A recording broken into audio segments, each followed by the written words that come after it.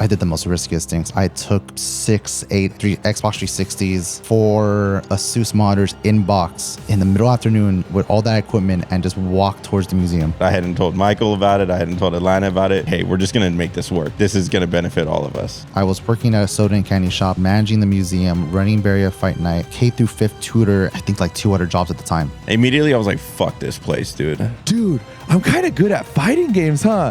Getting contacted by Yipes and Seg, like, oh, we want you to run NorCal Curly.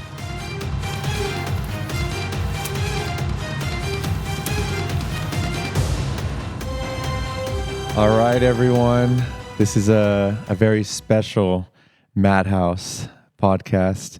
Our guest, Manny, the forefront of King's Cup. You know, we've had the pleasure to work with.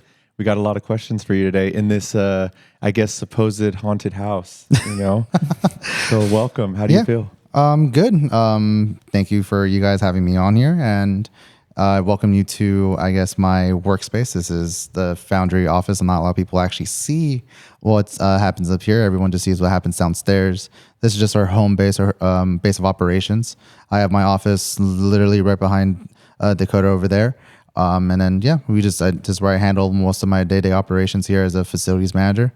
I think that's pretty much it. It is a little bit haunted sometimes. We may or not see a ghost in the footage. Who knows? Nice. Keep an eye out. Great.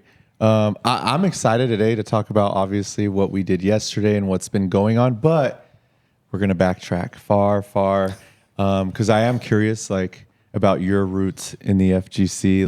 Like what year did you start? Why fighting games? Why the FGC? So basically what I did was, I think during my senior year of high school is when Vanilla Marvel 3 came out.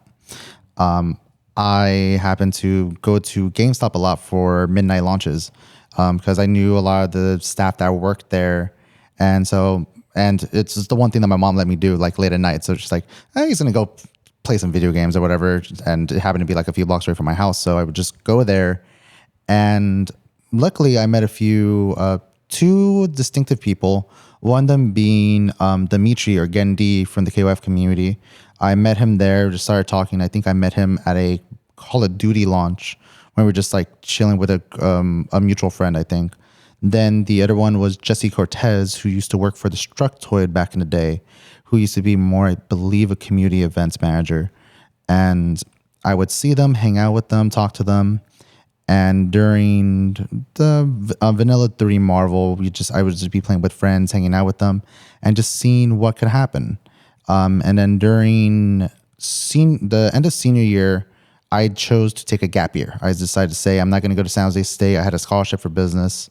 And I just said, I want to pursue like a gap year. I just said, I'm going to go do what I want to do. And I ended up volunteering at a video game museum.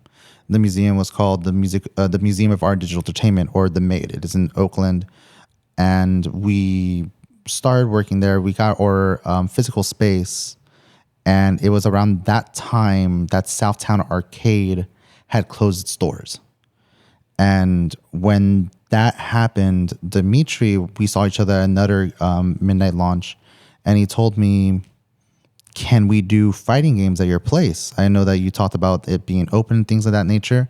And I was like, why don't you try to do something? So I was like, okay, I'll go ahead and just do like a Street Fighter 4 and King of Fighters thing, because he'll go get that. And then that's where I learned of different arcade forums like Shoryuken at the time, and like I believe it's like the MK1 was Test Your Might, and just all these other ones. I had to like figure out I think I was like running with a handle called Kaiser Soze SF at the time, and just trying to get people to come in. It was like, wait, what is the name of my event? What the hell is this?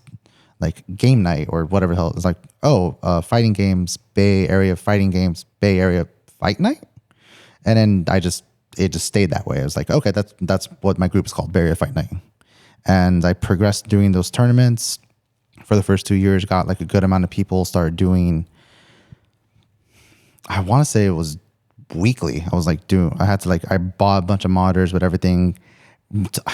I did the most riskiest things. I took like 3 Xbox 360s and 4 like Asus monitors in box from 24th Mission BART Station all the way to 12th Street, Oakland with Dimitri.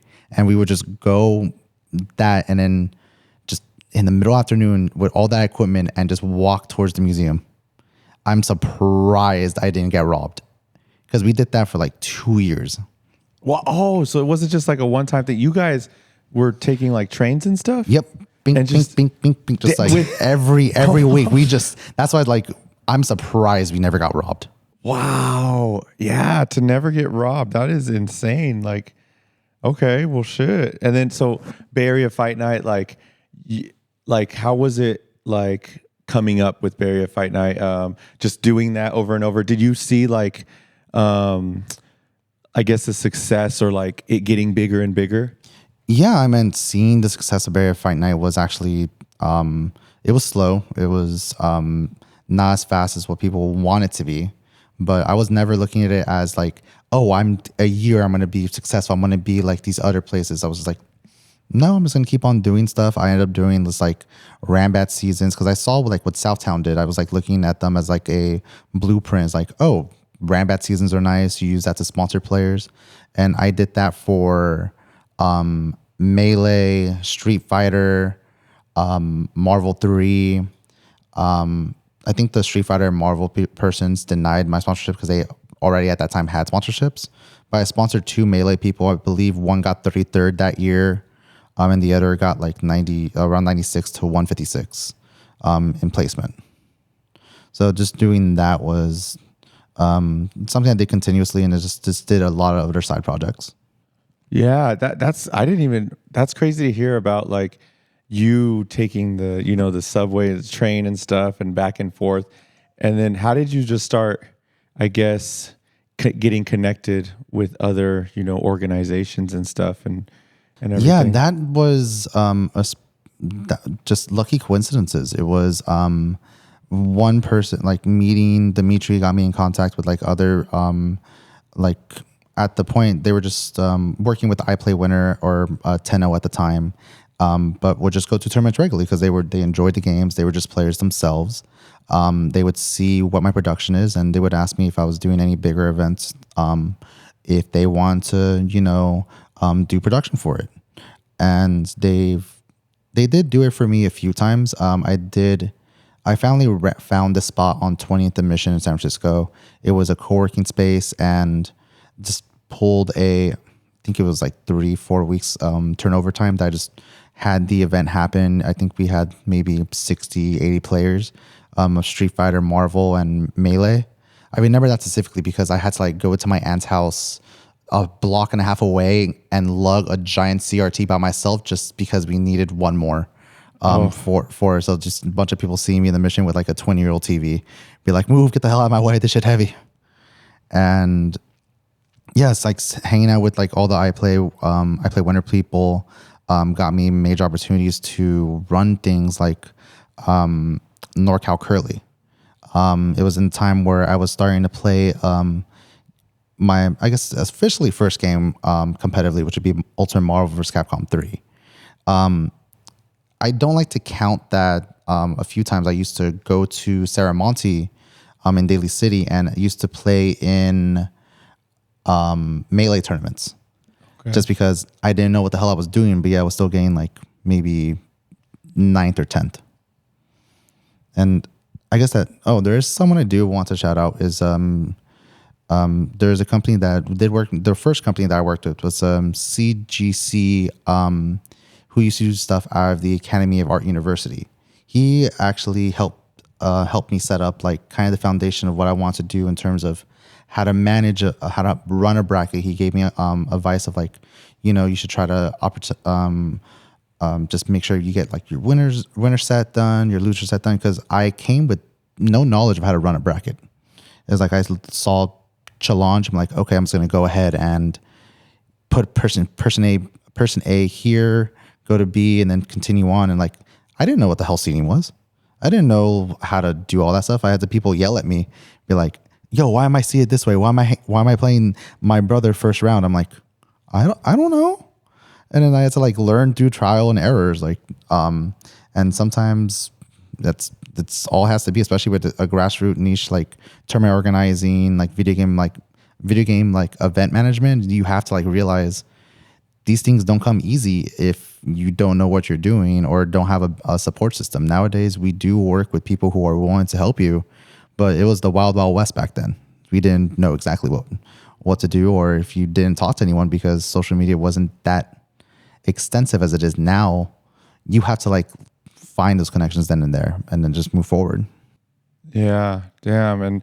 And hearing about, how you started with like going to tournaments just back and forth with Dimitri, when did you start realizing like something's kicking off? I know you did Showdown and stuff. Like, was there a point where you're just like, oh damn, this is like becoming something? It went from you just being passionate to like, oh, I'm having some help here. Like there's people and this is getting huge. I think that was there was a brief period before I joined Showdown that I like 3 years before that I was like running these tournaments, me and the I Play Winner people, that I would sometimes go to random tournaments just because a few of my Bay Area Fight Night guys were there, and I just wanted to hang out with the homies. That I have people who I never knew or I'd never met be like, oh wait, you're Manny, you run the Maid or Maid Bay Area Fight Night at the time, and I was like, who the hell are you? Yeah. Because the joy of being a TO is that you meet thousands of people, gain their name, you forget it in a second, and then you see them like a month later be like, oh hey, I was this person, I was blah blah blah, and we're like, dude, I don't know who you are. You have to like give me more idea. Be like, oh, I play this game. I'm like, yeah, you and the other 50 people in the bracket. Like, who am I gonna know? And it was at that time that I kept doing that. I got a few emails. I'm like, oh, we want to sponsor you or we want to promote or sponsor your event. And I'm like, just random emails like, oh yeah, my friend found out about your event. And I'm like, damn, people know my event. And it's like, it took me the longest to like even realize like, oh, people are actually just coming to my events just randomly. I just used to post on SRK, Facebook, and just be like, I have my venue open for casuals or a tournament, and get like about 40 people, and just it never sparked in my head like, oh, this is something, until I started getting like offers. I'm like, oh, I think the biggest one was like getting contacted by Yipes and I believe it was Yipes and Seg, like, oh, we want you to run NorCal Curly. I think it was that specific moment that I'm like, everything just like accumulated in my head. Like I had a brain blast, like, wait, everything I've done so far has been to this and moving forward. And I'm like, oh, this is something. Because and that time I was like juggling. I think it also came to the point where I was also juggling. I was working at a soda and candy shop. I was managing the museum, running Bay Area Fight Night. I was a K through 5th tutor and after school tutor, and I think like 2 other jobs at the time.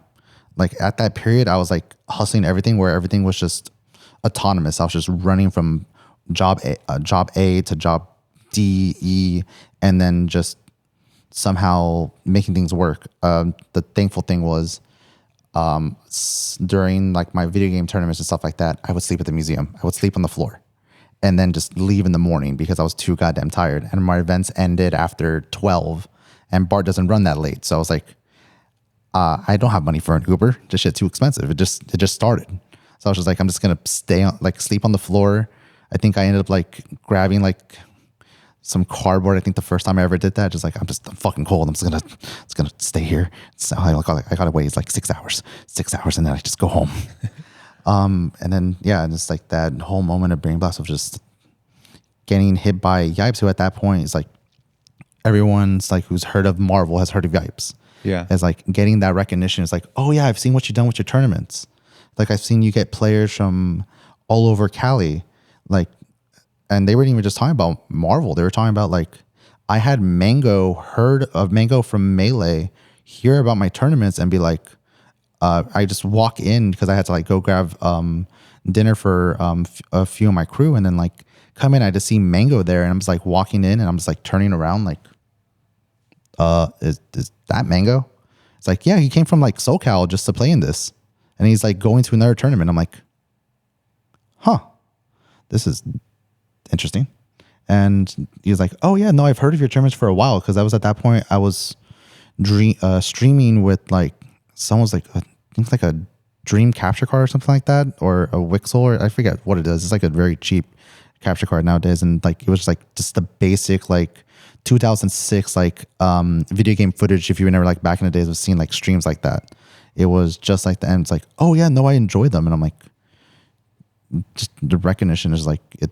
You never see it happen as it's like there in front of you until like someone just tells you, wait, dude, you are something. And it's imposter syndrome more often than not, that I'm just like, I'm no one. I don't believe I'm doing something, or I'm not the meaningful part of this activity or this activation. I'm just here to open the venue, to open the ideas, to help foster things. And then I had a bunch of people tell me, no, motherfucker, you are the reason why this is happening. You are the blood, sweat, and tears. And it took me until I had Carolyn bring me into Showdown because she was leaving. That like it kind of just like accumulated full circles. Like I started when Barrier Fight Night, when it was her Joe Capsule, and at that point was Southtown, and then Barrier Fight Night taking over, basically like a triangle of just like basically gaming groups that are just like very prominent at the time.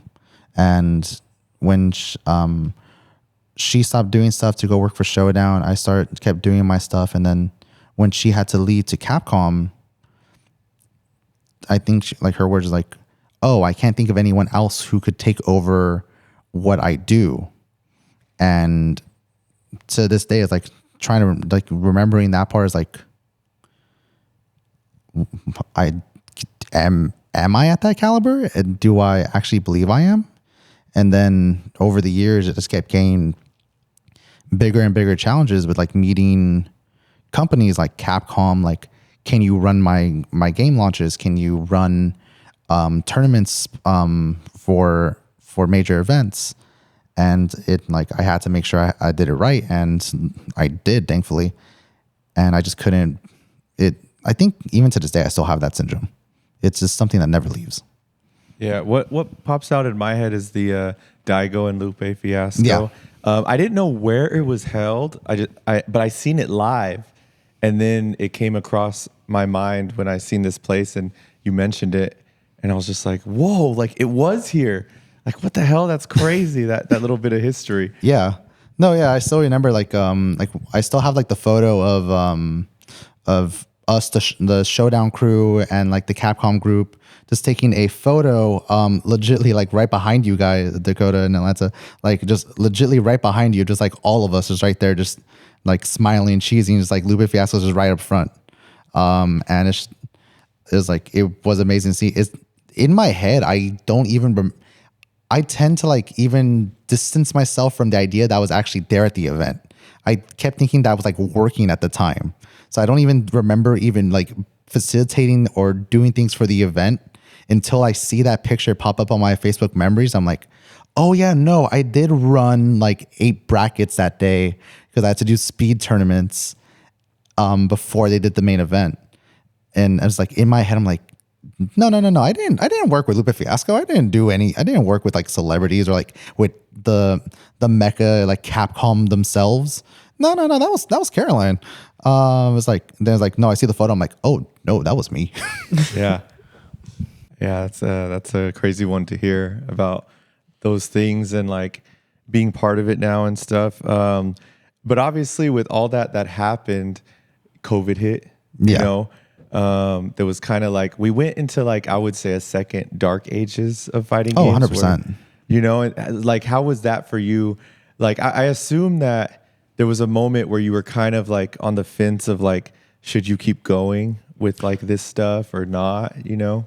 Yeah, no, like during COVID was definitely a hard time for a lot of like event people because those who focused on physical tournaments, they couldn't do anymore because they'll be risking other people. Like COVID at that time, at the beginning of it, was dangerous. It was something to not mess with. The mortality rate was something that, again, it was the cause of a world pandemic. We had to stay home. Like, I remember that, just staying home. Like, my family didn't even want me to go outside. They were just like, no, just stay here, do whatever. Play your, like, the one time they're like, go play your video games. Just like stay, like, do that. And I tried running some digital events with Showdown before we just decided to say we're just gonna dissolve the company. We're just not gonna do anything else. So we did see companies come and go during that time. Fortunately, Showdown was one of them. Then you had it was the dark ages, but it also brought the positivity in terms of the gaming that it brought was it pushed the idea of better netcode in every game imaginable. Like, netcode was the main prevalent thing that people wanted because people couldn't play together anymore. They couldn't do that. And then, like, I think like the biggest thing was like, say, people from Marvel, they wanted to play it. Marvel 3's netcode sucks ass. That's why we have in Marvel the Parsec era. Like, people would just play on Parsec because it was a better connection. And you have other people growing their tournaments online, and we have people who are now main community members who push that agenda online and now have achieved their place in the community. If I remember, like, that's where, if you guys can correct me on this, I may be somewhat wrong, but Tampa Never Sleeps, their boom was during COVID with the Marvel stuff, which is why you have like Tong and them to, that gets talked about with praise every second that they are. And, with much respect and justification, because they did a lot for that community. And with anything that they've done, they pushed the envelope what online events can do. And I know that it feels that other communities push that agenda alongside with them and push forward. But it was a dark ages where no one could really see each other. But definitely we had things at this point with like Discord and all that stuff that allowed us to still feel unified, which at that point, it was a dark time where if we didn't have that, there's a good chance we would have not seen a lot of our friends nowadays that we did then. Yeah. Yeah, it was a pretty intense moment. Because there was times I looked around, even Guildhouse and stuff, and I was like, I don't see this surviving. Like, how? No one's coming.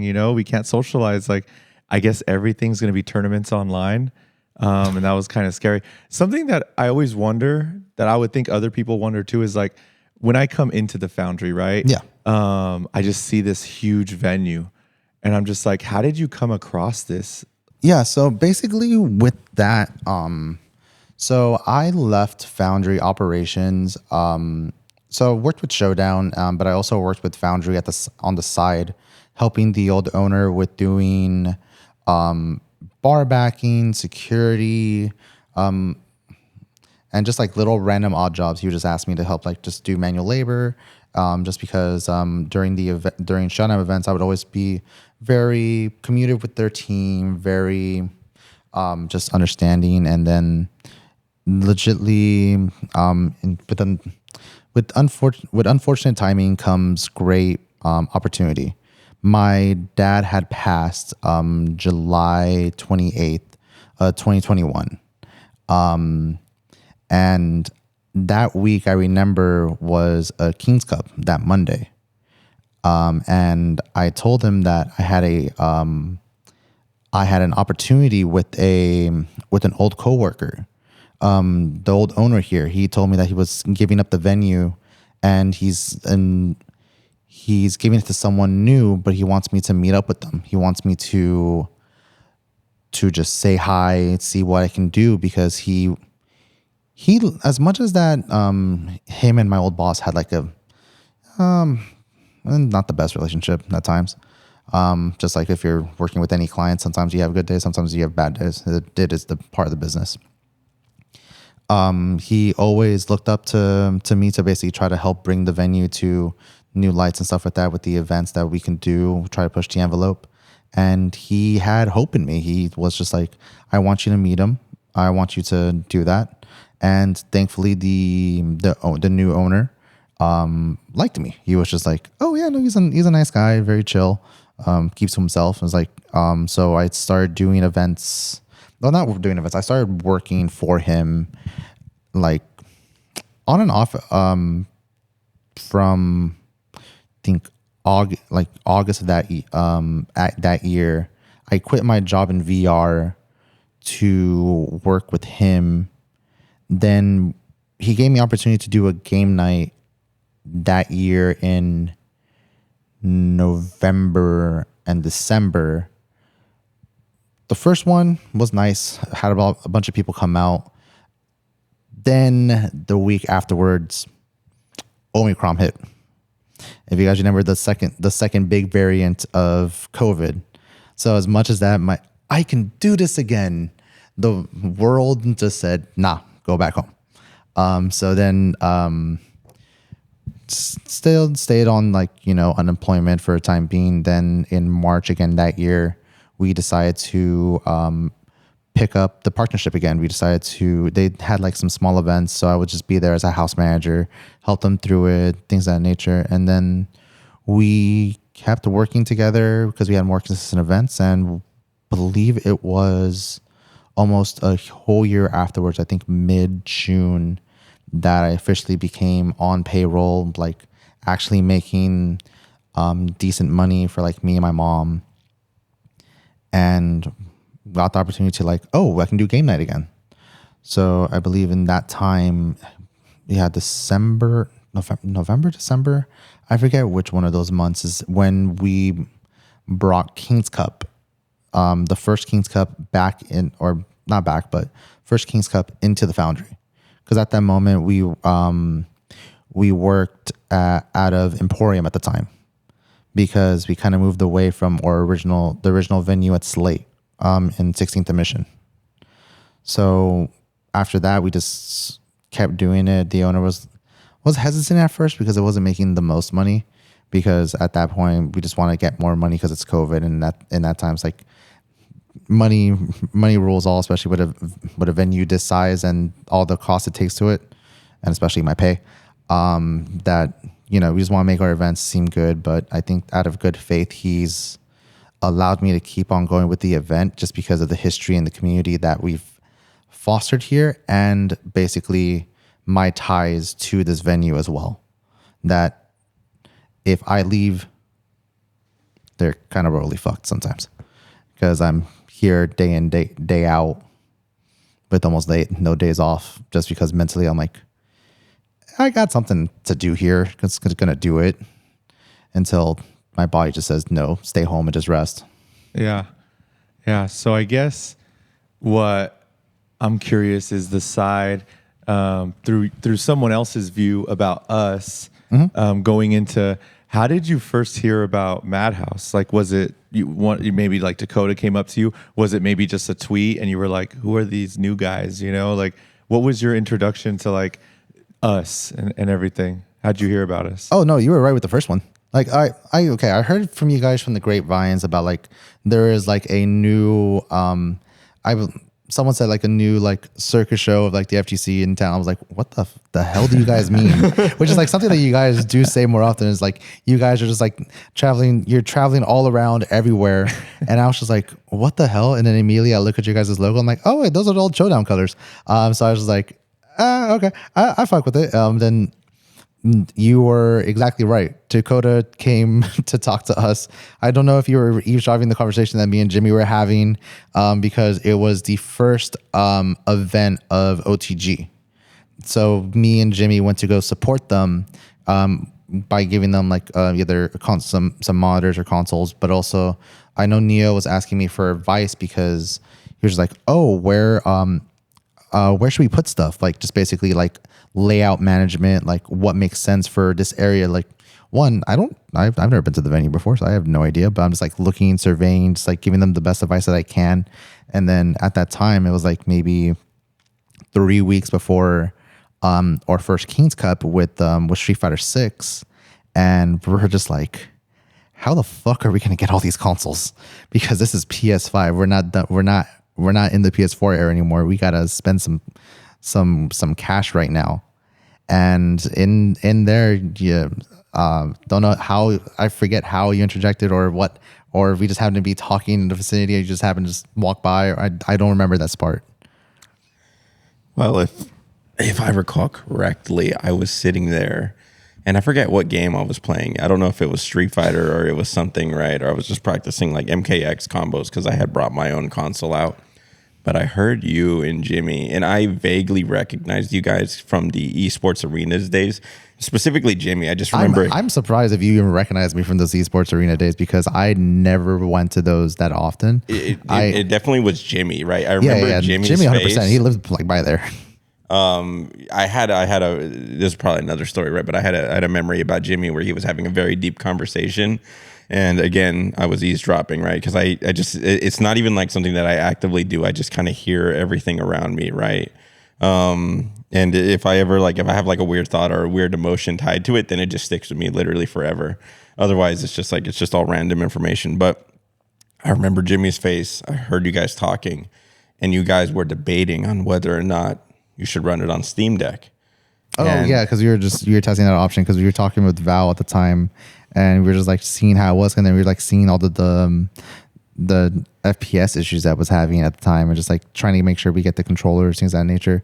Trying to find it. It was like we were like, oh my god, this could work, but also, how do you do to protect the Steam Deck? How do we stop someone from just saying, oh, I want this, grabbing it and just run the hell out?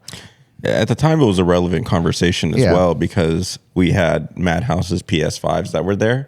We had Low-Key Flexing Steam Deck in the very corner. We had Isaac or Lame One's, his whole massive computer playing whatever random anime game he had going on, or Tekken 7. And then we had PS4s that were also running Street Fighter 6. Yeah. And Street Fighter 5? Was it Street Fighter 6 or 5? I mean, if you said, if we got Street Fighter 6 running on PS4, you have worked some magic. What do you mean? There is a PS. It like runs at like 42 FPS or something. Wait, there's Street Fighter 6 on PS4? Yeah, it's Yeah. one of our buddies who actually comes out to the locals con. The one he was actually playing on PS4 before. He was waiting for the slim version to come out, so there was some interesting things that happened. Yeah. Also, it took a while for him to load into the match when we played online. That I'm tournament. tripping. Okay, I did not realize there was Street Fighter 6 That tournament that happened in Fresno, Sencal Showdown. Yeah. That was all on PS4. Oh my god, Shenkai Showdown. I haven't heard that name in a while. I remember I had to like run a 5v5 exhibition in Marvel in there. So basically, awesome. you guys were sitting there trying to figure it out, and you and Jimmy were like, I don't know, Steam Deck might just be the way. We might just have to buy Steam Decks for the versatility. And I remember you saying that, and after me and Atlanta having a very similar conversation, I immediately went for the ghost. Yeah, I immediately was like, "Hey, Big Chief, I wouldn't do that if I were you." That sounds right. And you were like, huh? And I was like, we've done some testing.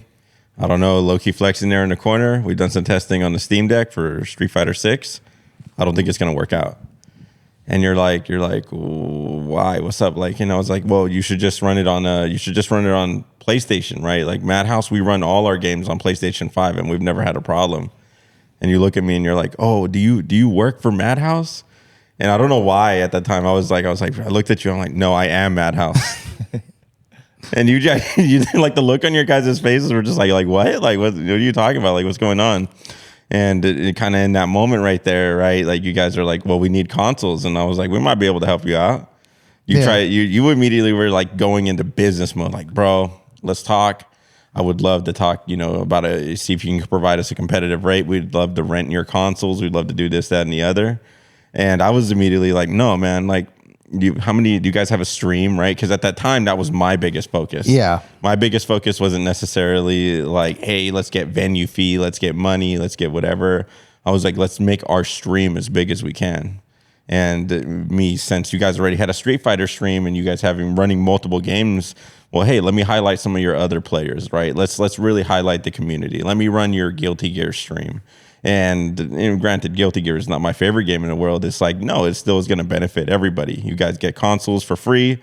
We get the stream going. Everybody wins, right? Even if I hadn't told anybody else really about it. I hadn't told Michael about it. I hadn't told Atlanta about it.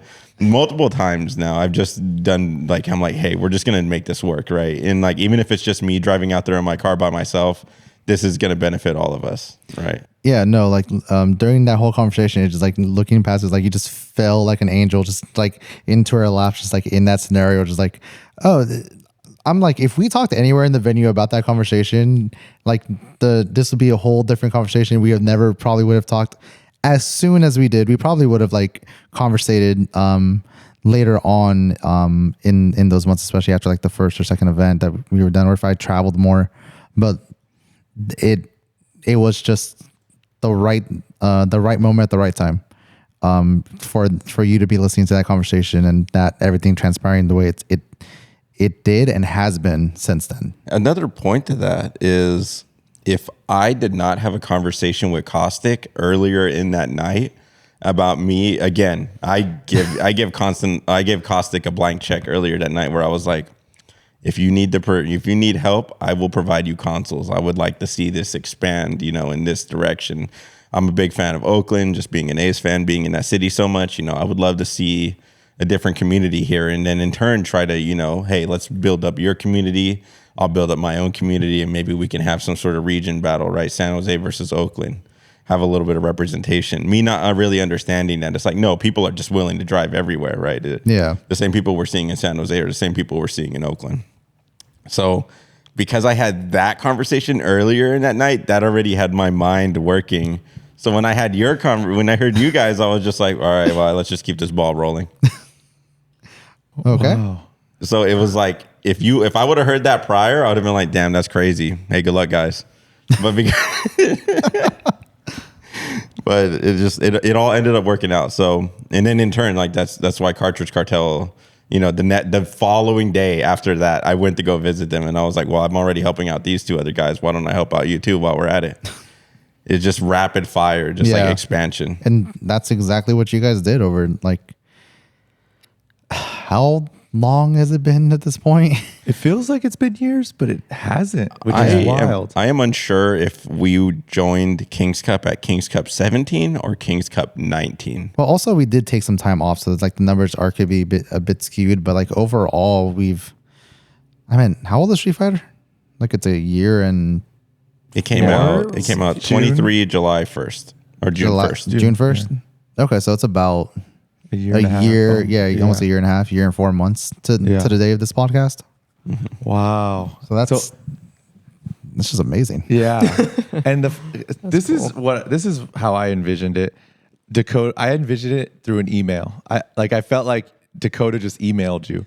But the fact that it was like not planned makes it so insane. Cause like you hear about like a movie star getting their first role, and it always is like almost dumb luck. Like they were at the right time. They have the skill, they prepared, but it was just like, oh, I met this person. And then everyone gets so jealous of like, dude, like how did it just fall in their lap? And it felt like Dakota was there at the right time. Even the fact that you said if the conversation didn't go that way, you would have just been like, good luck. Like, that's cool, If Caustic already hadn't primed my mind for like getting, like, we should start doing partnerships. Yeah.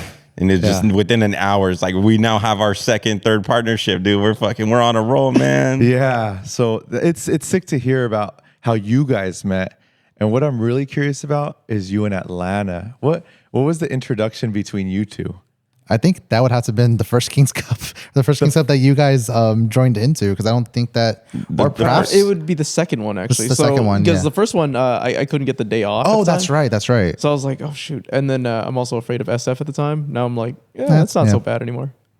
Minus what I told you about. I walked like 4 blocks away from here for Starbucks, like, and I realized like, oh shoot, this is kind of crazy. I can't even say if it's gotten better or worse yet. It's hard to tell. Yeah, fair enough. No, I think that, our paths didn't cross over at all. That's the crazy part. I always think about that. It's like we've actually probably like been in the same room like several times, but we've never like ever once talked until like a year and some change ago, right? Yeah. That's kind of crazy to think about. It's crazy to think about because there's definitely like people you just don't really, conversate just because our mutual friends don't meet or meet up. Just like the FGC is a small place but a big place at the same time. You have so many games, so different like niche communities. Is like I have friends in Melee community who like know other people in different communities that wait, you know this person? It's like stuff like that. And it could just be that, or circles just never crossed, or, you know, again, we could have just been in the same building or same venue or same major tournament, and or paths just never crossed. We never just like happened to see our mutual friend playing a game, and we're just like just shit talking the other person because that's what we know some people will do. It's like, and just seeing what happens. Like or it just never transpired. There never was a party that we seen each other at. There was never just that crossroads until Madhouse. I'm a little sad that we never actually got to drink together, because I'm like, I hear like all this crazy stuff because, you know, you're part of the Drunken Masters crew. So like, I've always wanted to drink with you guys because I always see you guys having a good time. But I'm like, shoot, we're doing King's Cup. That doesn't stop half the Drunken Masters at this point. And I meant the only thing that's stopping us is age. Fair. I mean prime DM. That's when I don't want to say prime, but like the younger versions of DM, just because we are old now. And I was not a member of DM until I randomly got invited to a Friendsgiving that they were doing by Sal Pacino, because it was just like the whole thing was like, oh, these aren't just players you come to my tournament. These are people who we're having more conversations as acquaintances. The whole idea for me is like, you go from like acquaintances to friends, best friends, you know, homies for life and things of that nature. It's like, oh, these are acquaintances that I've met before. And then, you know, started hanging out with Sal a bit more, becoming friends. And then he just invited me, be like, oh yeah, you're welcome to come out, because you have the whole pass of like, oh, you're the TO, everyone fucking vibes with you. So I'm like, that's how I got invited to like a lot of like parties or like just hangouts with people, just like, oh yeah, no, that's the homie, he's the TO for all this stuff. I'm like, okay, this sometimes gets me free drinks or just, you know, free hangout invites. So I'm like, cool. Get invited to the Drunken Masters Friendsgiving, and like out of nowhere we're just like doing like a Street Fighter 4, I think, shot mate. And I don't play Street Fighter 4, FYI. I have the most free able you ever seen in your life. There is like one instance where I activated like Ultra Instinct. I would happen to be going in downtown SF while Southtown was open. I walk in just like, so I'll play a game of Street Fighter 4 because I got nothing else to do during my free day. Walk in, start played against some dude and hit the most godlike Momochi combo you ever seen in your life. I don't know how I did it. It just happened. The guy left. This was round one. Hit it and he left. Like straight up, just like said, I'm done, and left Southtown. And then I was just like, I'm gonna remember this for the rest of my life. And so I did the shot mate. I don't remember much after that because I got goddamn fucked up. And then after that, just became part of Drunken Masters. And then basically all the other invites, everyone kept inviting me, and like during most like NCR, there always used to be like a DM photo hangout. So there's like a bunch, like I think like a few photos, because also Dao is also part of DM essentially as well. She's an honorary DM member. And DM honestly Drunken Masters has a lot of like people from just like a little bit all over the world. During that time, because everyone used to sometimes people used to come to NCR, so they would just end up drinking with us. There was just everyone was just like, I think there's like some few like Chinese players and I think one or two Japanese players that are just like honorary DM members. So yeah, to join DM back in the day was do a shot mate of your game of choice, or just a game that's just there and you're part of it. That's the initiation. That's the initiation. That's pretty cool. I like that. And then a lot of them have just been longtime friends, homies for the longest time. Sometimes we might butt heads with each other, but you know, we all just like talk about it, and you know, as homies, just make it up. And that's like the sign of just like a true crew. Like, there's always going to be good times and bad times, no matter what. You're going to have that argument with a friend and some things of that nature, but it's all about how you like, you know, conversate with one another and be like, hey, let's put it behind us. Let's all chill. Let's grab a drink. Yeah, is there like, this might be a call out or a shout out. Is there one of the Drunken Masters that like you would put that could drink on par with you, or maybe that you're even like, dude, this person is like the legend of Drunken Masters. Like no one could outdrink this person. I think in terms of that, I think in all of our quote unquote heydays, like back then, it was just whoever isn't like the most reality is like blackout drunk person. I think all of us were just like we all like handle our alcohol, but we also used to do like 7-8 hour sessions at a homie's place in downtown, and we'd just be barbecuing there. We'd be like hanging out, just like drinking and all a bunch of other stuff, and we just be chilling the whole night. So we just like we're drinking like somewhat responsibly. We're just like having food, water, and just alcohol. But in terms of just like people to match drink for drink, I honestly don't think none of us ever did that, or at least in my eyes, I've never seen anyone just do like say, hey, we're just gonna go ahead and just do a shot for shot challenge. They've done it for like matches. Hey, we're gonna do a first to 5 in whatever game. We're just gonna do a shots every round. May have seen that happen, but I can't remember who would be the victor of that. Wow. Yeah, that's intense. For those watching, you could catch, Manny. We've had some hilarious moments at King's Cup when we're signing off, and I love the vibe when like you get on and you're just like, hey guys, like, and you try to keep it. I love how you captured the sigh at the beginning, like, hey guys.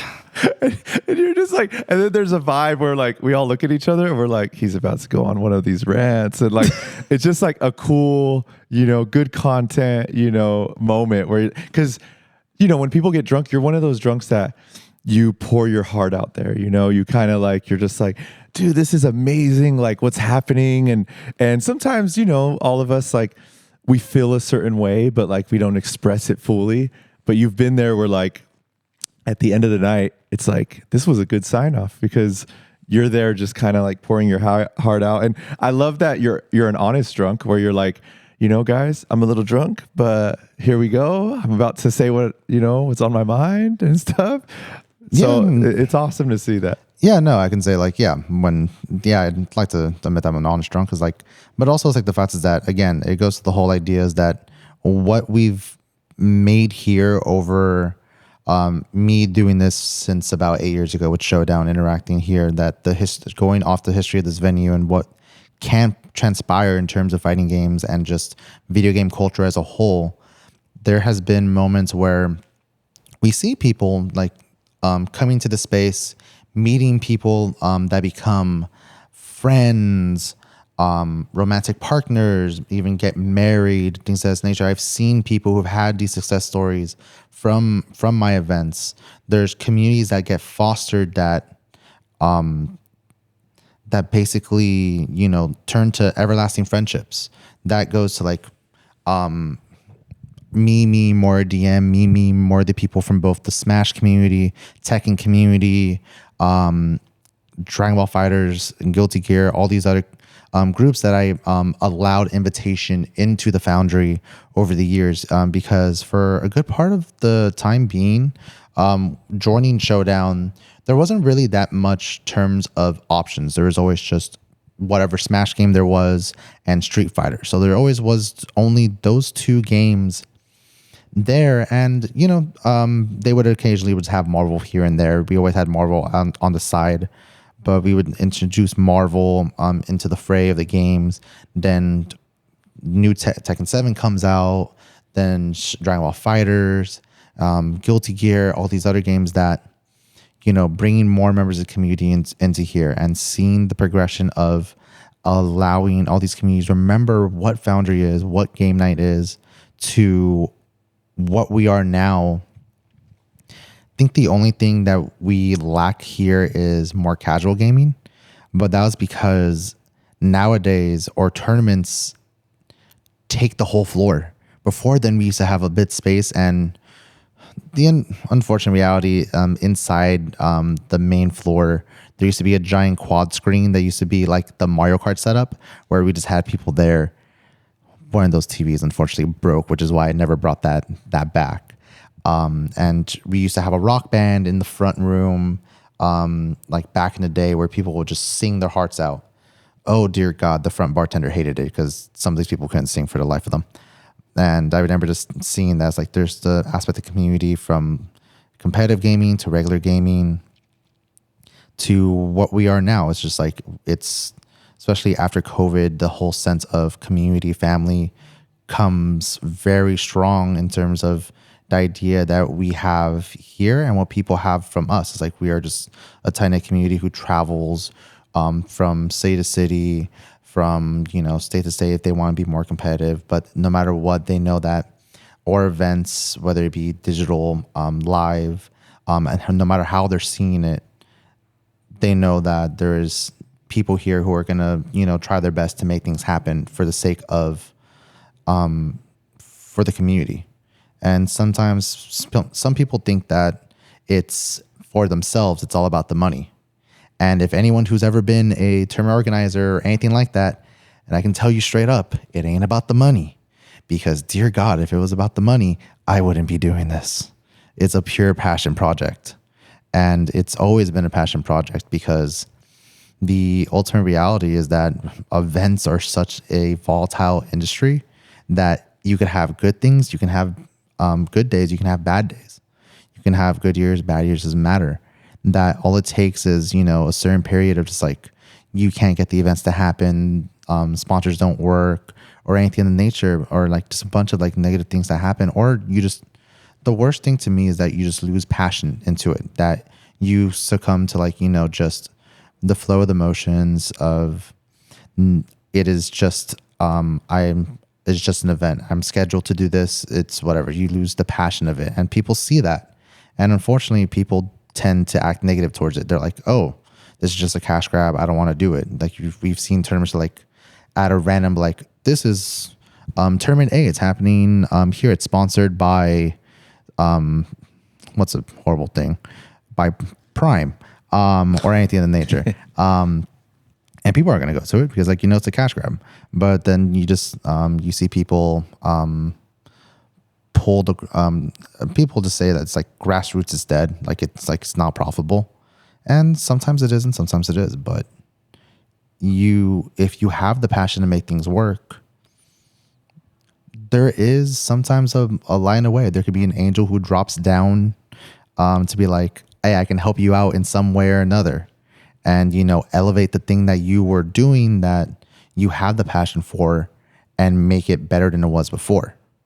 There was someone, there are things like that. And that's honestly one thing that happened to me and King's Cup, that the introduction with having you guys on there, it elevated the thing to an area that me and Jimmy couldn't. It became an issue where if we did not have this partnership, we would have not been able to continue King's Cup as it is. I would have to gone down one, this is not negative to the Smash community. I love you guys, but also I would have to, depart from doing FGC stuff just because the era of buying PS5s is sometimes not feasible because I don't make that much money doing it. But having an opportunity to work with an organization who can help provide the consoles, who can help provide equipment, streaming equipment, things of that nature, and trying to build the partnership that we fostered over the last year and 4 months. It's by chance. It's by convenience that we all vibe with each other and make things happen. Yeah, that's pretty hardcore and stuff. And I know you just mentioned Jimmy and stuff. I know he had to leave and we have some thoughts about it. Like, would you like to kind of put your 2 cents into like Jimmy and talk about that? Yeah, so with Jimmy, who, again, we don't technically have a leader with Drunken Masters. Jimmy, we say we don't, but we all kind of just like unanimously just decide that Jimmy is. He is the core founder of the Drunken Masters. All the logos and stuff you've ever seen of Drunken Masters has been made by him. And it's like, his his wholesome nature, his demeanor has always been very friendly to like a lot of new people. And that's what I felt when I first started talking to him, introducing myself to him, not as like Baff and Thingie, but just as Manny, the person. And then just the conversations we would have. And I have the utmost respect for him because what he did was the whole idea of King's Cup started because Showdown had decided to unfortunately step away from the FGC. Just because at that time Smash was deeming more numbers consistently, and it was just a time of the era where we had to focus on numbers and at that a profit, just to make sure we can hit ends meet, so we would all have a job. And Smash usually was the thing that pushed forward in that aspect. We would still try to do fighting game events here and there. I was able to create a thing called Bonus Stage, which progressed some fighting game events, but it was what it was. We couldn't really keep it consistently, and that was like the big thing that Jimmy was sad about. So the fact is that, I still want to do fighting game tournaments. Like, hanging out with the homies is nice and all, but we would want to foster, the community here in the San Francisco area. So luckily, his wife happened to know someone who owned a bar on 16th and Mission, Slate. It's unfortunately not open anymore, I believe. And they gave us the opportunity to run the event there.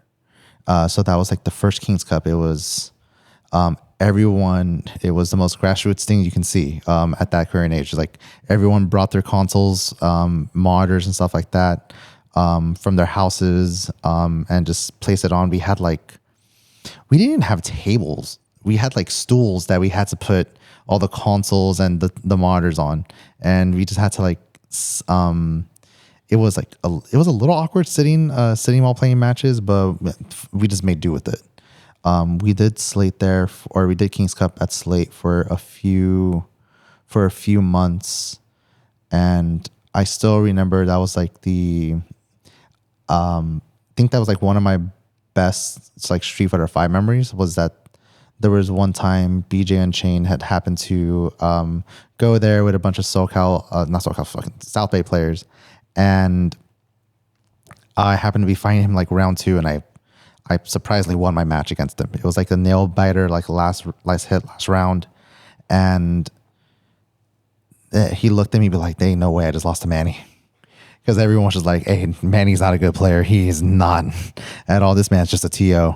And that's what I was. That's at King's Cup. I was just majority the TO. I helped Jimmy organize that, and helped him to Emporium, and then during Emporium we just started talking about, hey, would you guys want to bring it to Foundry, stuff like that. So Jimmy's mission of just trying to cultivate Bay Area just fighting game culture is like one of his biggest redeeming aspects that he's done.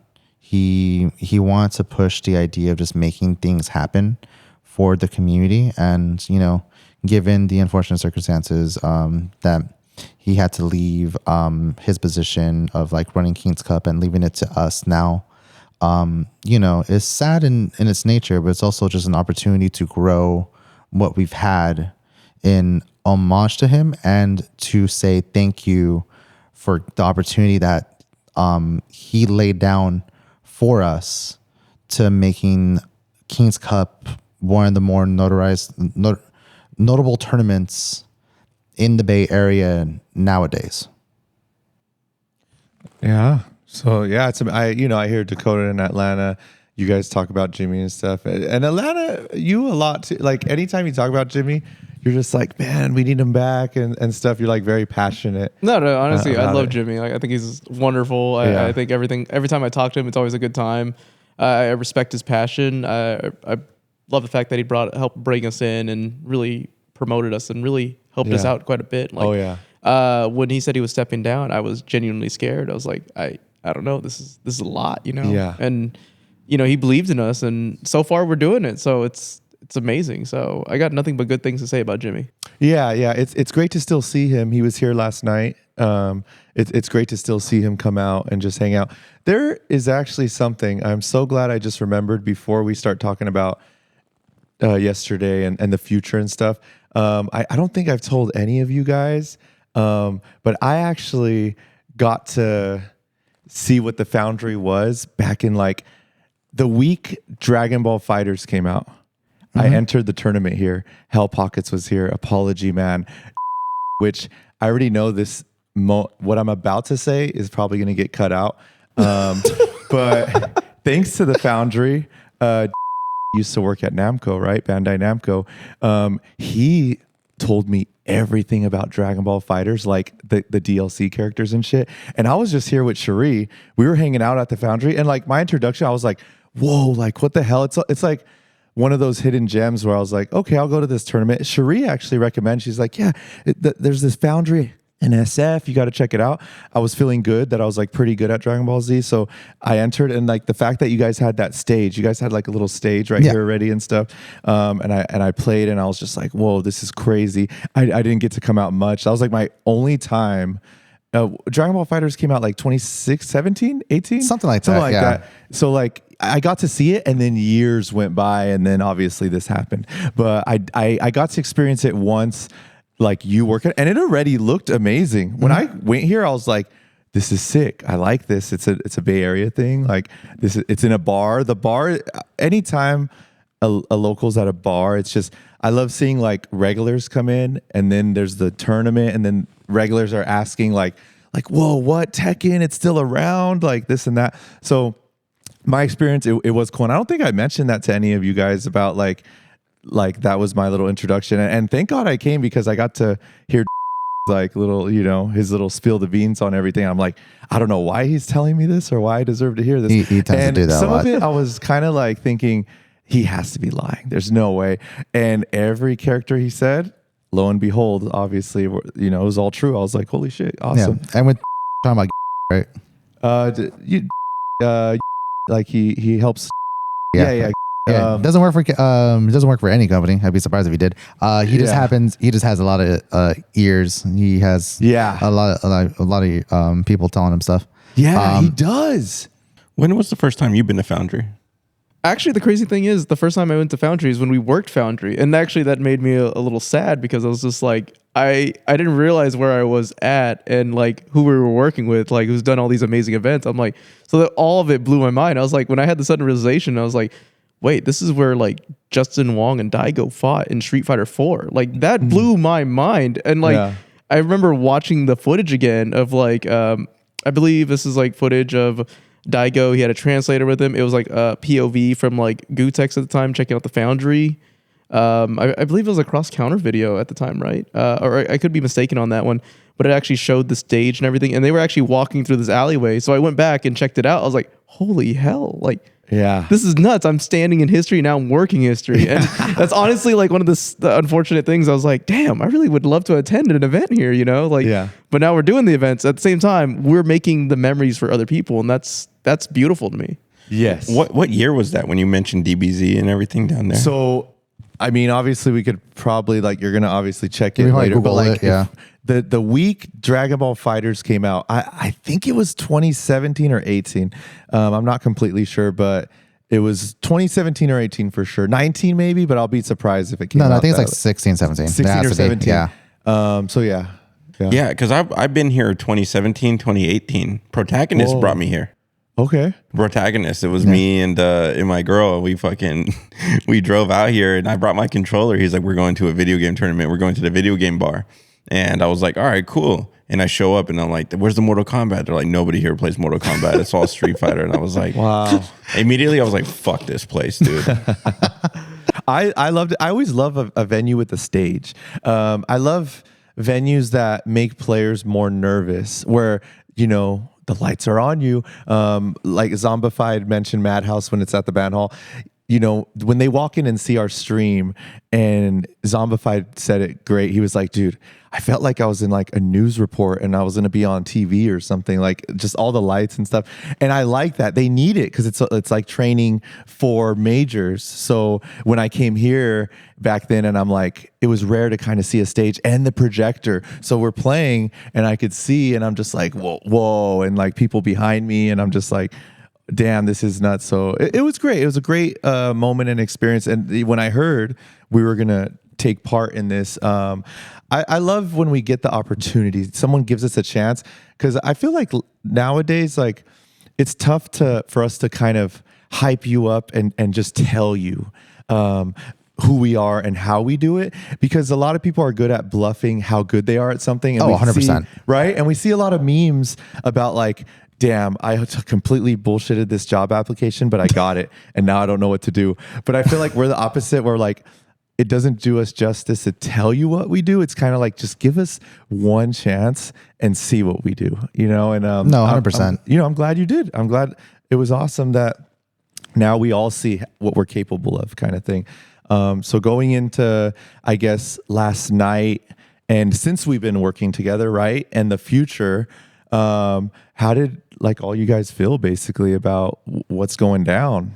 I think after, I meant one thing, we were all goddamn exhausted at the end of the night. Some of us got here at 11:30 and we got out. I think I remember closing this venue up at like 4:30 in the morning. So we have days where we're able to like set up everything beforehand, which helps us out a lot. This time and next month, oh dear God, we have to basically set up, tear down the venue day of, and it's just that itself.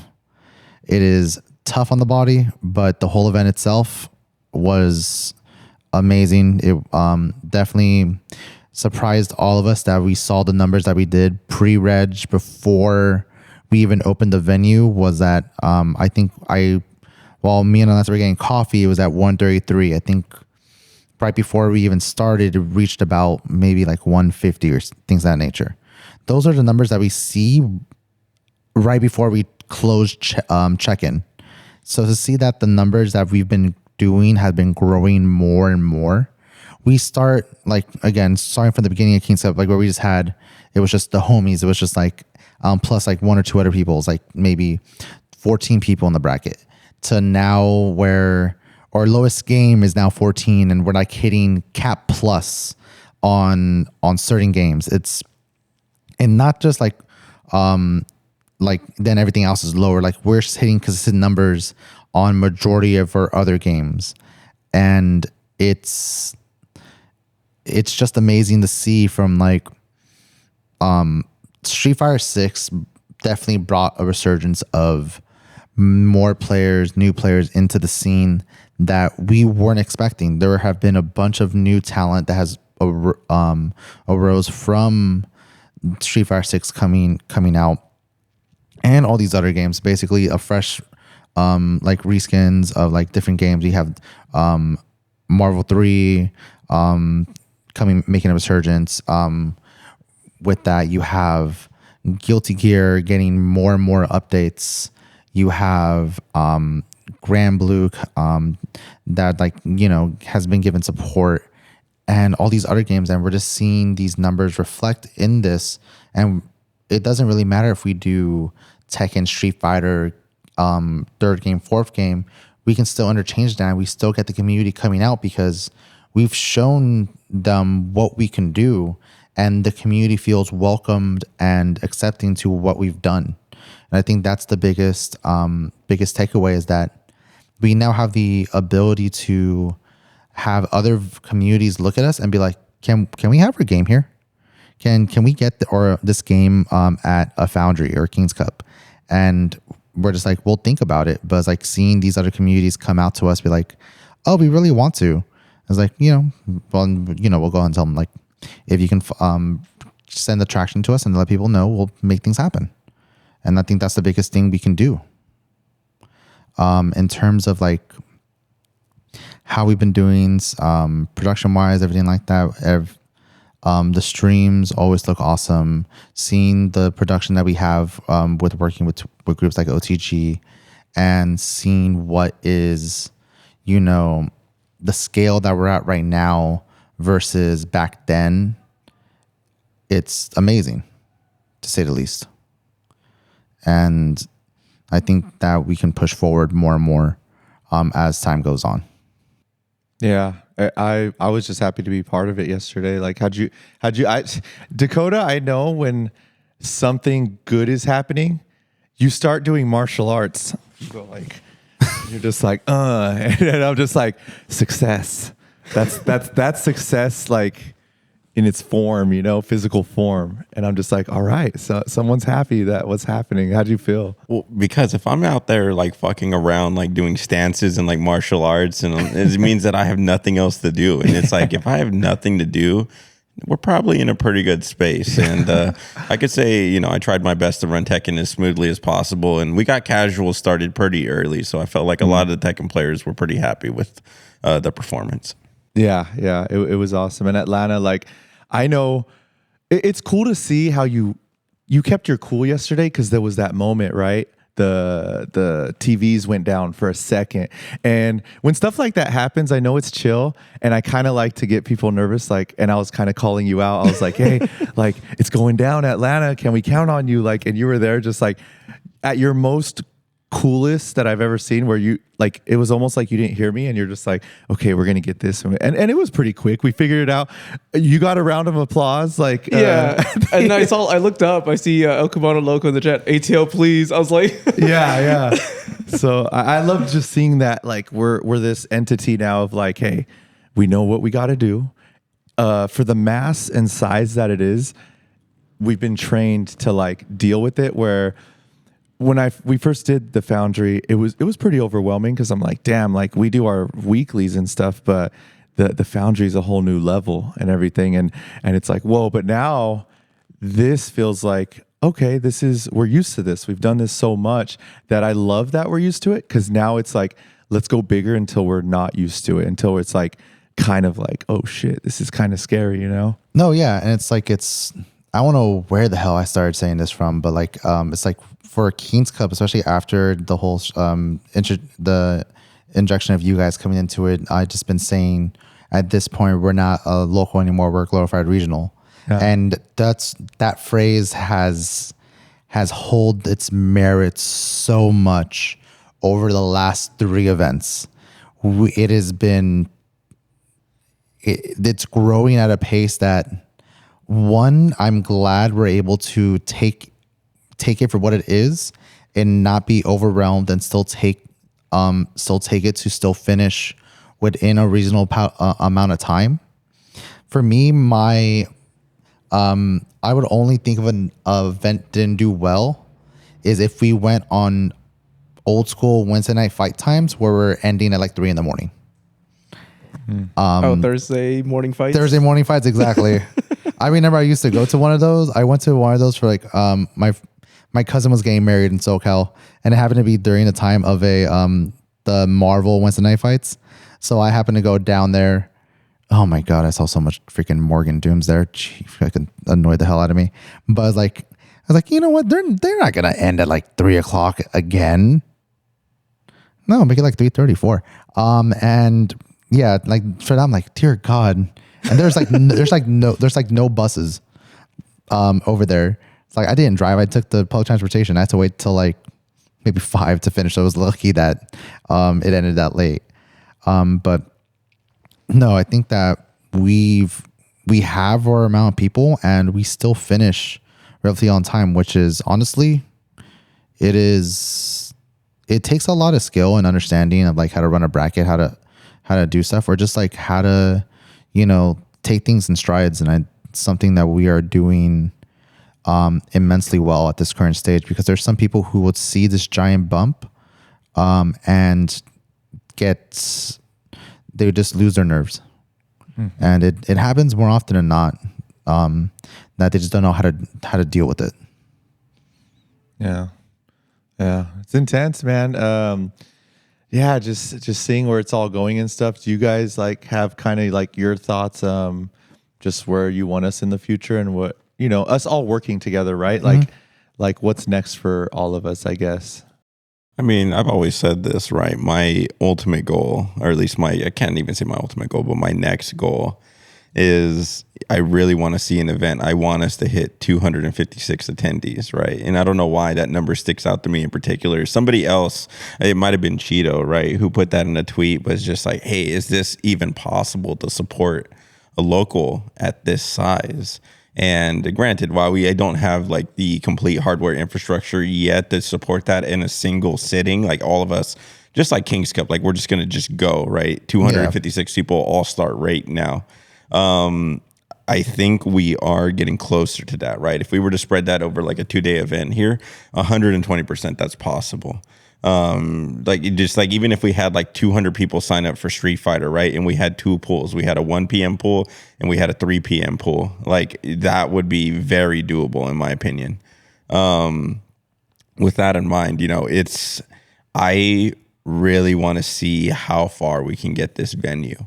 I really believe we can support a larger event, 256 people here, just in the same way that Guildhouse is doing their thing in the South Bay. I think San Francisco needs their own thing like that, a real 2-day regional. And I want to see us maximize that floor space. I want to see us use like the area above the kitchen. I want to see us use I want Michelangelo with all the lights and the commentators being on this couch right here, and we have the whole like 9 yards. I want to see us maximize this venue in particular for attendees, for production, for everything. And it's just like being in a space like this, right, that has so much history. It gives me ideas, and I want to see a lot of these ideas come to fruition. That's kind of like, that's my vision. That's my goal. When in particular, when it comes to Foundry, right? And naturally, none of this would happen without your involvement. Thank you. Yeah, man. I don't know. That's what I want. What about you, Atlanta? Honestly, I don't know where we're gonna go, but I'm just having fun. So I'm having a good time, to be honest. Like regardless, I've always enjoyed to work with all of you. Like it's always a good day. Like regardless of what the heck's happening, whether like something's blowing up, we're gonna handle it. We're gonna take care of it as best as we can, and we're gonna learn from it. And ever since then, like I think honestly, all of us have the same mentality where we can continue to learn and grow and just keep going up from there.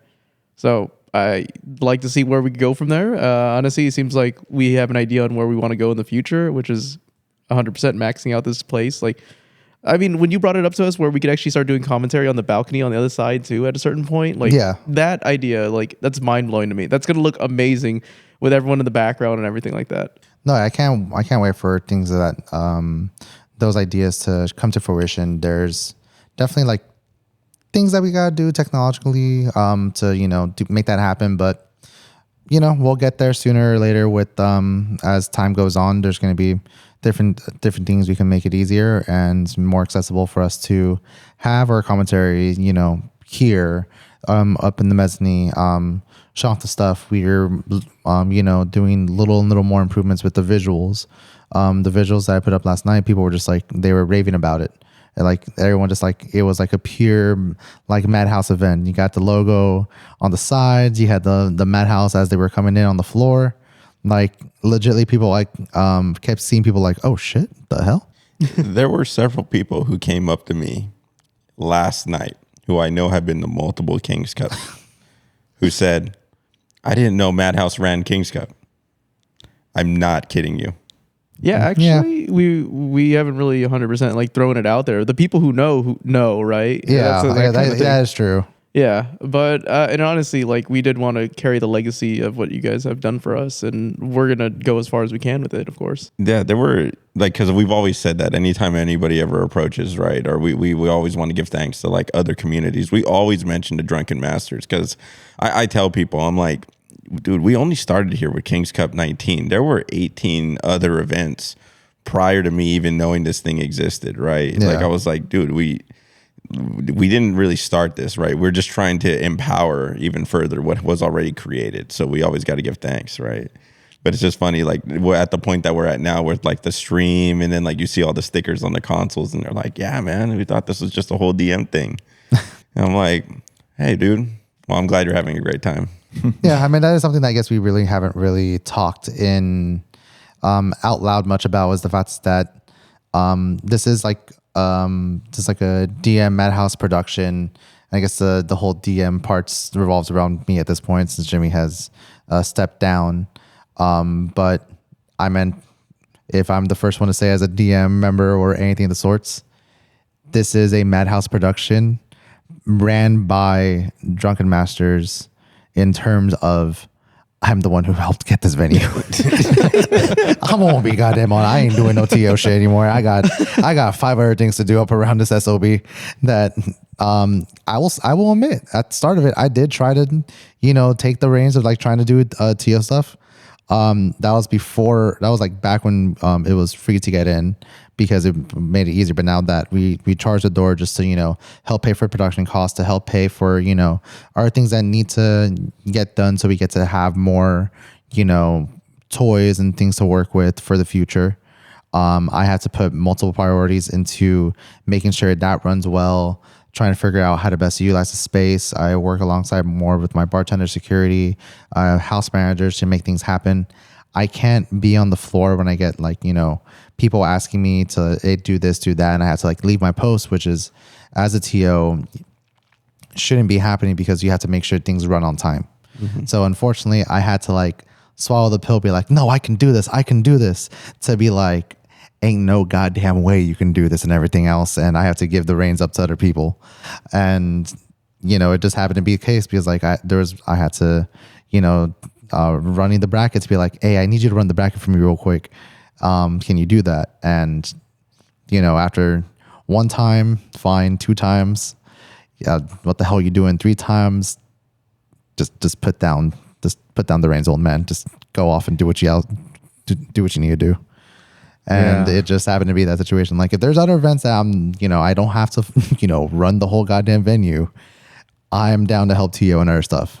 Like I'm not out for the count yet. And trust me, I can run brackets over some of the youngins, but we can, when the situation arises, I'll be there.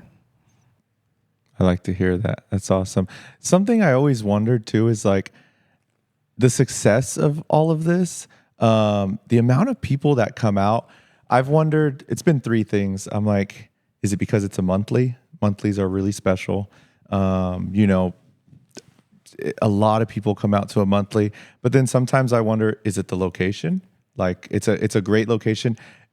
When I go outside to the entrance and you guys have Foundry up there, the lighting, just inside, I love purple and the fact that you guys set that mood purple, and it feels like it's almost like a club, but it's a gamer club where it's whoa, I'm entering this place where there's tournaments.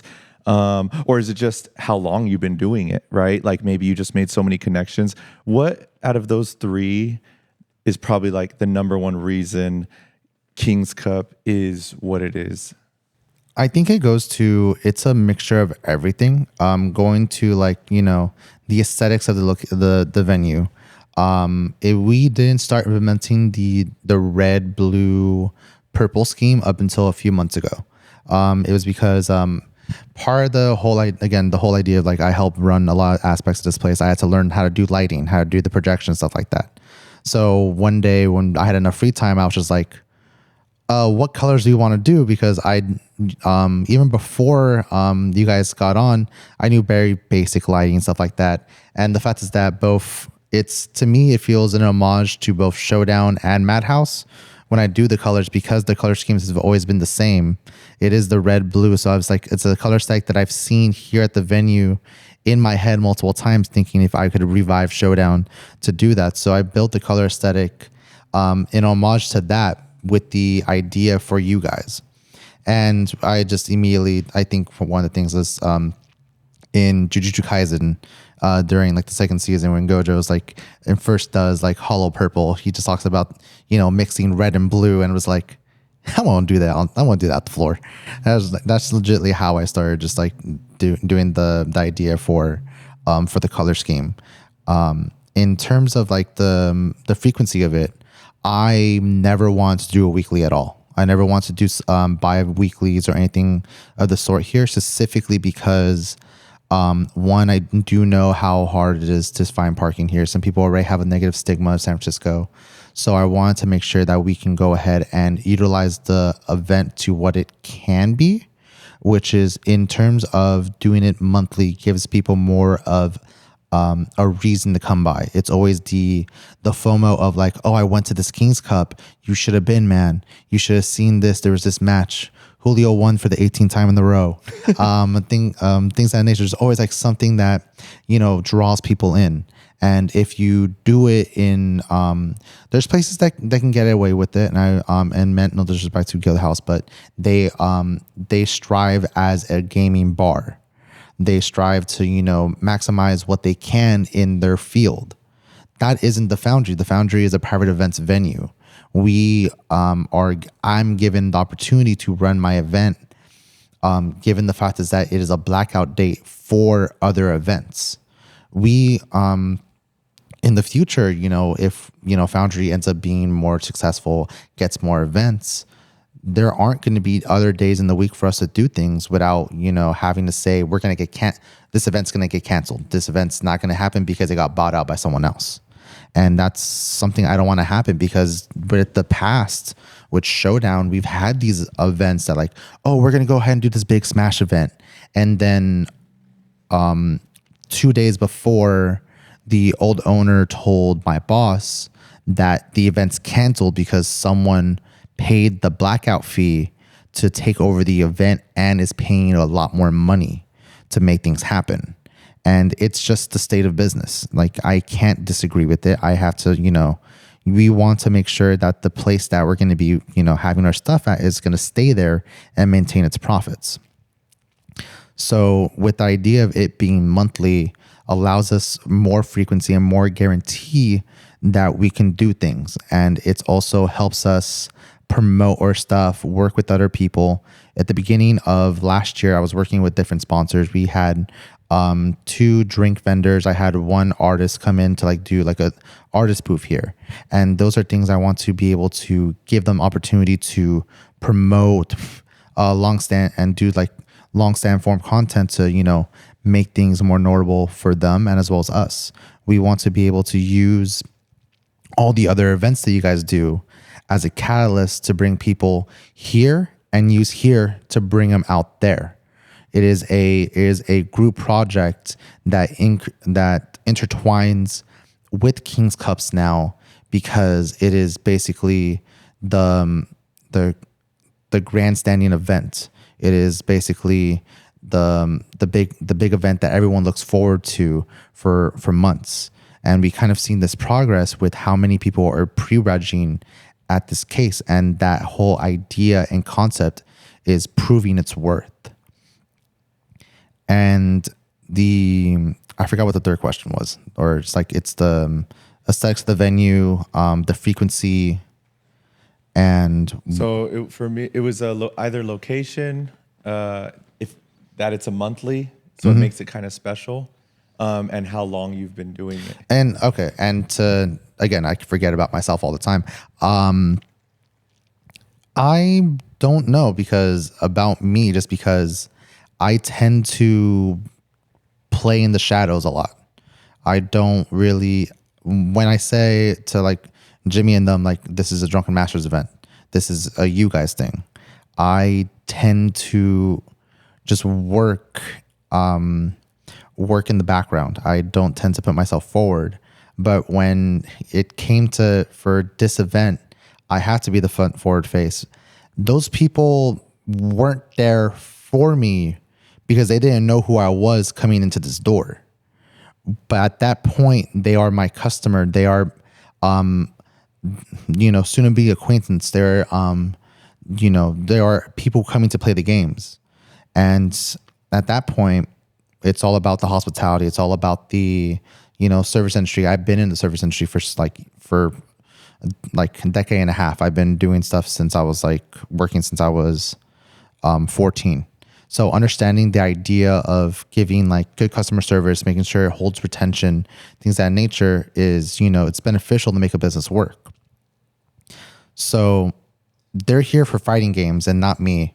But I tend to randomly talk to random people during King's Cup, especially during this new iteration with Madhouse, that I'm just going off talking to people. And this goes to the idea that Dakota does not want me being a TO because my ideas my purpose is better served as the forefront of the venue, the event itself, because talking to these people makes them want to stay, makes them want to come back because they're getting that good customer interaction. And sometimes those good customer interactions blossom into friendships, blossom into like, getting people to, to add me on Facebook that would, that would just say, hey, Manny, loved your events, stuff like that.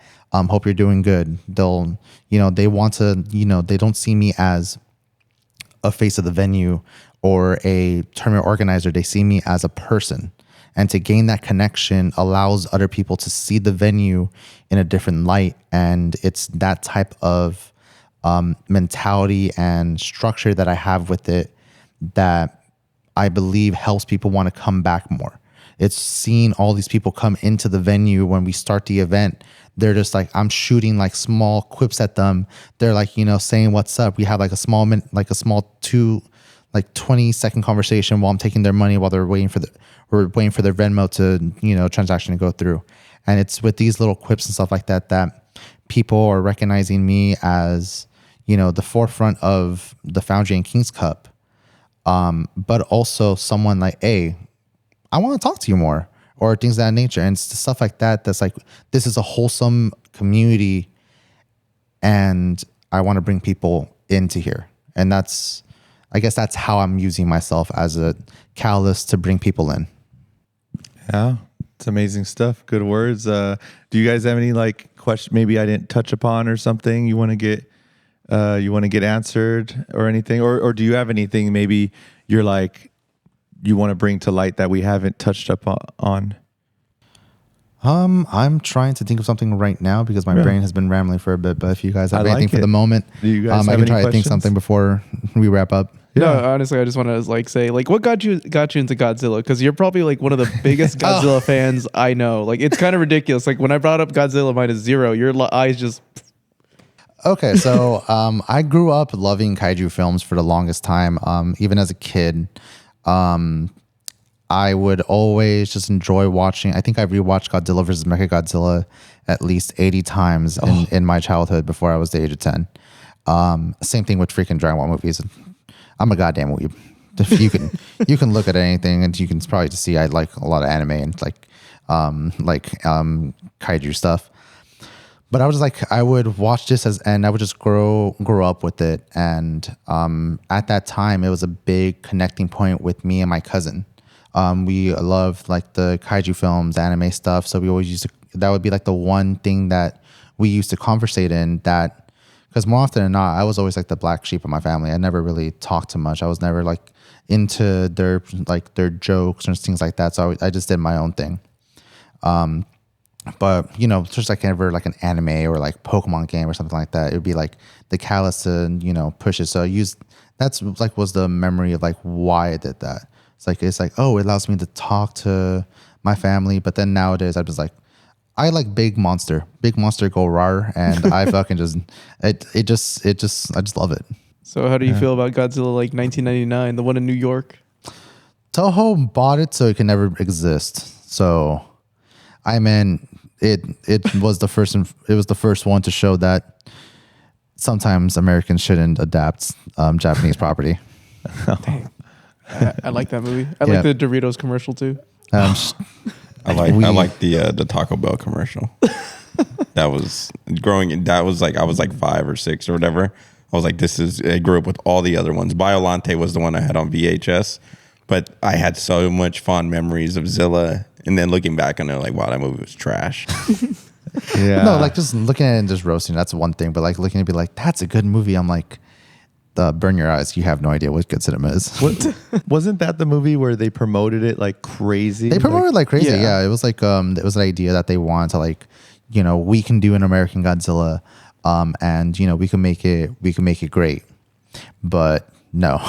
Wasn't ready for the time. It didn't take them until like 2014 till like the first MonsterVerse movie to even expand on an idea of a good Godzilla movie that was not officially like licensed by Toho. There was I remember in particular we had the Big Gulp, and it had the Godzilla that would wrap around the Big Gulp or whatever, and he would hold it and he'd be like, it basically like the way he was wrapped around the Empire State Building. It said he's wrapped around your drink.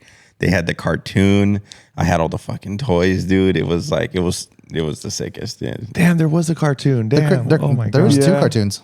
There's one in the 70s and then one in the 90s. Wow. No. The Zilla Yeah. cartoon. Oh, yeah, that's what I'm saying. That was the Zilla. The Zilla cartoon is the And second one. The early one is the one where it shows Hannibal- Godzilla wearing the glasses, where he's like, "That's not very cash money." Damn. That's a Charles Barkley commercial. Yeah. Yeah. So I just know a lot. You just bring back a lot of weird memories. So I'm always you've been streaming a lot lately. I always tune into your stream just randomly in the middle of the night or when you're doing a bunch of other stuff. How long have you been streaming or making content, and what's kind of your drive around wanting to put that spotlight on yourself and be a personality? I think the whole idea of just like me trying to be a streamer was just also I don't like being the spotlight of stuff more often than not. I just choose to.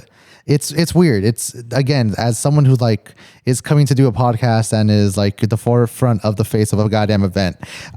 My life or my job is an extrovert mentality, but I am a goddamn introvert at heart. I stream specifically for the idea that let's see, how do I put this correctly? I stream because I rather have the idea that I'm going to have someone watching or hanging out with me. And that is I don't stream for content, or I don't stream to make content or make a presence for myself. Originally, I make it so sometimes people find me, sometimes people say what's up, and I have conversations. I had a few Twitch viewers who ended up watching me like consistently, who one lived in New York, one lived in Texas, and would just tell me about their day, stuff like that. Because I used to, back when COVID hit, again, that mentality went rampant. Oh my God, I had cabin fever so bad. Like I did not know what the fuck to do with myself. That luckily, Showdown, and again, I blessed them for this. If you look behind you, there's a giant laptop, and that laptop, one, I never want to move. Two, it's because it's fucking heavy. Three is that was one of the old PC or gaming laptops that we used to use for game nights. So with COVID happening, I didn't have a laptop. I just was just basically playing games off consoles for the majority of the time. The owner, CJ, was just like, Manny, you've done so much for me here.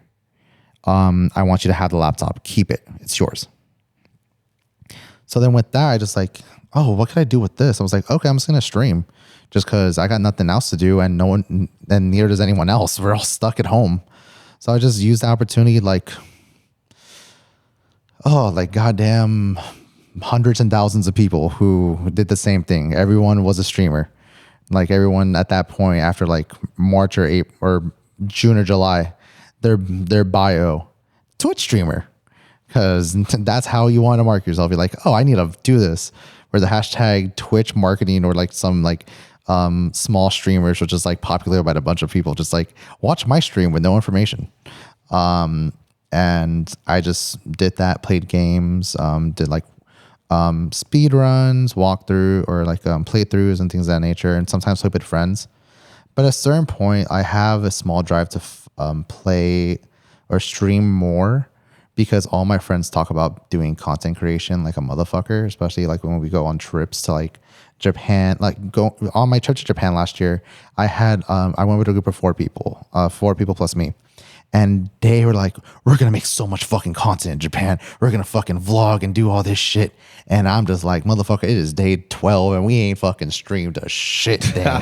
We haven't done crap.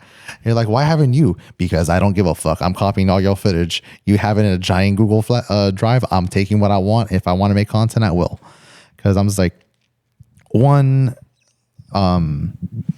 if they want to do that, they can. If they need someone to fucking kick them in the ass to fucking do it, be like, oh, Manny's a lazy piece of shit who just drinks every fucking night or something like that. It's like, what is he gonna do? Like, oh, he's streaming, he's making shit happen. What about me? It's like fucking I'll just be the rage catalyst, be like, oh, I can do this better than he can. I'm like, good, do it. Then I'll stop. then I still have one. Prime time. Exactly. No, that's cool. I know for me when I stream, same exact story. I could be, I could be just editing by myself, just focused and just like locked in. Because everybody always jokes. They're like, Dakota, when you stream, I never see you play video games, right? Like you're always, when you're streaming, it's just editing. If you play a game, it's because you're doing some 24-hour, 48-hour streamathon or whatever. And now because something is happening that's stopping you from working, now you get to play a game, right? Like, oh, you've been working for 16 hours straight. Now it's time to reward yourself with like an hour or two of like Fall Guys or or something like that, right? I love Fall Guys, but no, it's just cool to hear that it comes from a similar place. Yeah.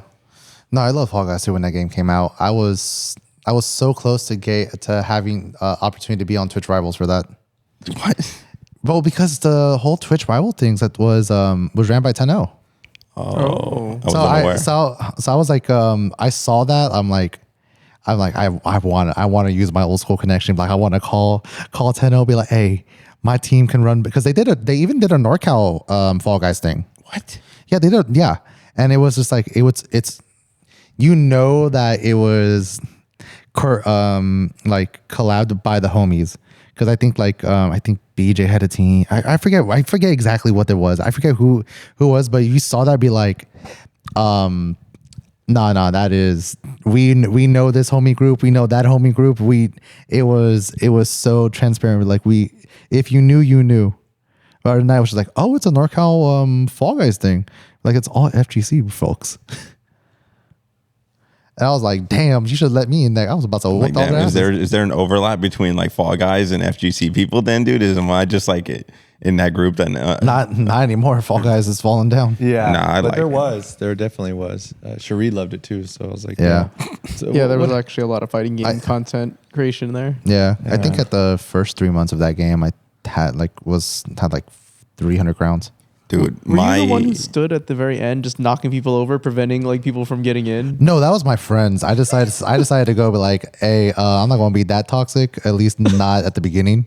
Like once I get a few drinks in, maybe. No. But I was just like, nah, I'm here for the crown. I would love to be toxic, and then like I would love to invite people over, and a lot of the people who I invite over and were not very good at video games or just were not gamers at all, and I would just hand them the controller and I'm like, just play it. And they're like, why? They're like, I'm not good. I was like, the thing about this game is you don't have to be good to have fun. Just stupid shit happens to you.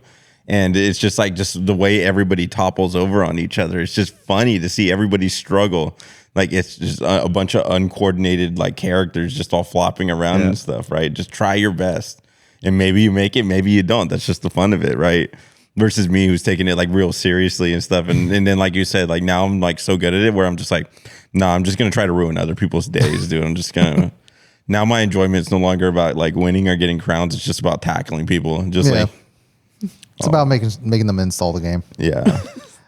Yeah. But I guess like one question I'd have for you is just like, it's more generic, but what are your guys' favorite games? Like what is like the thing that kind of defines you as a gamer? I mean, obviously, Mortal Kombat. I have the tattoo, but recently, like non-fighting games, like, well, this is kind of a fighting game. Rumbleverse was an addiction of mine for a little while. Damn, because didn't Rumbleverse die? Yeah. They took it down, one, yeah. And it still blows my mind. Like, I imagine, like, if I was a kid and I loved, I had a Super Nintendo game, and one day the company, they just knew where everyone that had the game, and they went to your house and was like, "Now we're taking that back." And I'm like, "What the hell?" That's what it felt like when Rumbleverse went down. I was like, because I was addicted, where I was like, this game is like, I love battle royals right now. Yeah. It's a fighting game where you have rock, paper, scissors in it. So I just loved it. And the fact that one day they were just like, "You're done. That's it." And I'm just like, I got so good at it. And I was just like, damn, that sucks. So I think Rumbleverse was a great one where it's like, I think all of us need a comfort game, a game that we don't have to stress about so much, where we're just like, like I need to be good at this.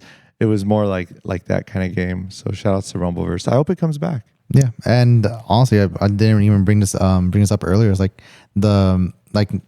I always knew you, like your name has been symbolic like over time. Like I immediately knew who you were. It's like I was like, oh yeah, that's Michelangelo. It's like I think I was like helping seed like Dragon Ball Fighters. I was like, do you know who that is? Like that's Michelangelo. Like he knows his fighting games. He's good. He's good at, has a general basis. So which is why you probably were seated a little bit higher that tournament. Yeah, I did feel like I was, and I was just like, you touched upon imposter syndrome and stuff. It's still interesting to me, like when people say like, you know, oh, he's good at this or this, and it is kind of like, oh, like, whoa, I'm seated high. Why? And then something funny recently, El Cubano mentioned this. We were in the car and we were coming back from a tournament in Sacramento or Santa Clara. And you watched it, the one I got second to LPN. You know, it was a Street Fighter tournament. I'm known for MK, 100 and something signups. And I actually was in grand finals winners side. And I knocked LPN out. And then obviously LPN came back, beat me. I got second. Mm-hmm. And I was so distraught and disappointed in myself. We were in the car ride, low-key flexing El Cubano. And I was just like, dude, like, oh, so trash, like this and that. And then out of nowhere, I would like have these random moments where I'm like, dude, I'm kind of good at fighting games, huh? I got second. Like, and El Cubano would be like, oh my God, you remind me of Julio. Like, you just randomly realize that. And I think that's a lot of us with like even, you know, King's Cup and stuff. We're so in the midst and in the moment, right? Dakota doing his kung fu, Atlanta trying to fix something, you over there not trying to get too drunk where you want to fight someone, me just in the mode of commentate. And then towards the end, and even today when I woke up, I was like, holy shit, that just fucking happened. Like we did that. Like that was insane. And it always makes me feel like I know in the future, like right now we're kind of in it, right? Yeah. We never really appreciate the moment until it's like 10 years old. And then we get nostalgic for it. And it's, like last night, King's Cup, it was one of those moments where I'm like, I'm going to look back at this and I don't know where I'm going to be in like 10, 20 years. But like, that was special. And not just that one, like all the King's Cups we've done have been like, whoa, breaking records. And to see it happen and now we're doing this podcast, right? It's like, it's such a unique, crazy thing. And you guys help bring that back, like what you said about you looked at me like about Dragon Ball Fighters, like, oh, that's Michelangelo. But I know that like we're all kind of unusual, unique characters in that way where there have been people that talk to me about you guys and that are like, oh, it's that guy. And I laugh because it's like they put you guys on that pedestal because maybe they're like just doing their 9 to 5 and it's crazy. It's almost like insane to even think that like what are we doing? Like what is happening here? Like, you know, you're running King's Cup it almost seems like in the back alley of somewhere. And then it's like you walk in and it's like lights, camera, action. And it's like, you know, we're in the moment. But I am so much, I always tell people, I tell my girl the most, I'm like, dude, one day when I'm like 60, 70, I know I'm going to watch these videos and I'm just going to have a moment where I'm crying. I'm just going to cry and be like, that fucking happened. And that is amazing. It's a great thing. So thank you guys. It's an awesome thing, you know, and what you're doing. And I'm happy we got to do this and we all got to set it up and hear your story. Cause there's a lot of times I'm so curious. I'm like, damn, Manny, like you know, we met him, he's like running the show here. And then it's like more questions arise, you know, more than anything. So I'm glad like this history got to be displayed. And now it's like, we're out there, you know, it's cool. Yeah. Thank you. Yeah. Well, yeah. Hey, this was a great time. I'm glad we like felt the vibe. And one thing I like about it is we kind of like just sit down and you're testing things. You say, hey, just sit down. I need to test this shit. And it kind of puts us in the moment. Cause I've been there where it's like the person, wherever it's at, they say it's ready. Now come in and sit down and we're going. But I like that seeing like Manny today and Sly Coco and all that.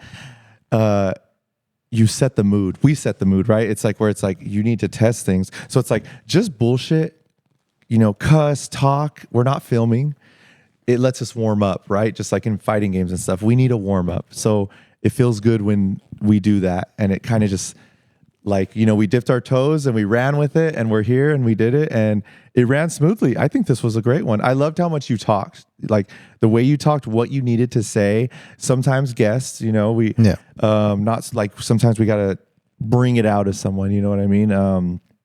And it ran a lot smoother than I thought, and I'm glad the history's here. And after this, maybe years down the line, we need another one, because something crazy is going to happen. We need to create more of that history. So, to the Foundry X Madhouse X, I know you guys, and I'm happy. I agree with this. We love bringing people in. So who knows? Maybe Madhouse Foundry X, some new person that wants to join, something. Who knows what's going to happen? But I'm happy where we're at. So thank you guys for everything. Thank you, Manny. Yeah, you're welcome. Stay mad. Stay mad, everybody. Thank you. Right.